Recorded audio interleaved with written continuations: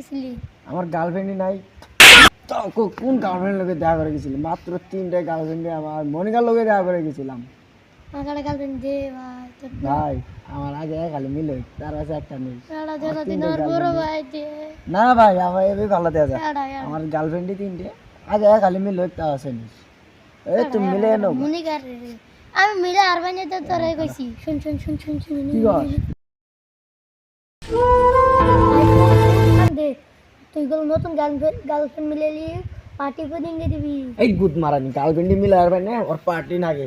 আর নতুন গার্লফ্রেন্ড মিলে তাও শ্বশুর কয়ে বিয়ে করলি করে দিয়ে তুই শ্বশুর বানালি।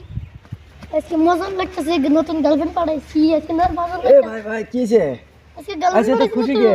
নতুন গার্লফ্রেন্ড পাঠাইছি কোনো বাড়ি কোনো সরানো গুড মারছে রে, চড়ানো তো আমার গার্লফ্রেন্ড এবারে নোচ্চা দেবে না আমার গার্লফ্রেন্ড মিলাইলো। তুই কি বাবা নাম কি? নাম মনিকা। এই নোচ্চাটা আমার গার্লফ্রেন্ড মিলেছি। হ্যাঁ দিয়া গুড মিট এটা আমার দিছিস girlfriend আমার মিলেছে। আমার গার্লফ্রেন্ড দেশ নাই তুই এটা নতুন গার্লফ্রেন্ড পাঠাইছিস আগে গার্লফ্রেন্ড দিছিলাম গার্লফ্রেন্ড দাও নাই আল্লাহ মন্দির তুই আমার চিনো আমার নাম সাকিব